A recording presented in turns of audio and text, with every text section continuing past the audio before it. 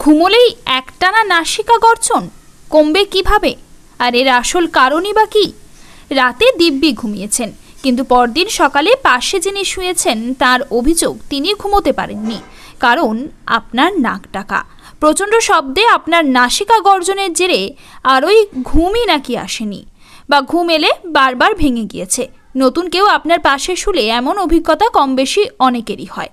অনেকেই এই নিয়ে সেইভাবে চিন্তিত হন না, ভাবেন নাক ডাকার এমন কি সমস্যা, কিন্তু আদতে শারীরিক কিছু সমস্যার কারণেই নাক ডাকার অভ্যেস তৈরি হয়। দীর্ঘদিন ধরে এই অভ্যাস চলতে থাকা মোটেই ভালো নয়। শোয়ার ভুল কায়দা। বালিশ ছাড়া শোয়ার কারণে অনেকে নাক ডাকেন, তাই একটি হালকা বা বড় বালিশ ব্যবহার করা যেতে পারে। কম বেশি রোজ ঠিকমতো ঘুম না হলে গলার পেশির মধ্যে বদল আসে, যার জেরে নাক ডাকার অভ্যাস তৈরি হয়। অতিরিক্ত ওজনের কারণেও অনেকের নাক ডাকার অভ্যাস তৈরি হয়। বেশি ওজন হলে গলার চারপাশ স্থূল হয়, এর জেরে টনসিল আর অ্যাডেনয়েড বড় হয়, যার ফলে নাক ডাকা শুরু হয়। নিয়মিত মদ্যপানের অভ্যাস থাকলে এই সমস্যা দেখা দিতে পারে। কিছু নির্দিষ্ট ওষুধের জেরেও এমনটা হতে পারে। ওষুধের পার্শ্ব প্রতিক্রিয়া কমাতে চিকিৎসকের পরামর্শ নিতে পারেন।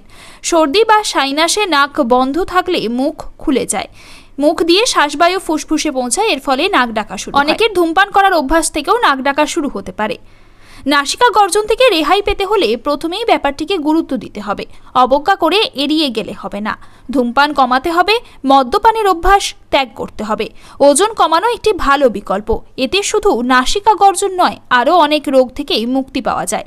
স্লিপ অ্যাপনিয়ার সমস্যা আছে কিনা তা চিকিৎসকের কাছে গিয়ে জানতে হবে।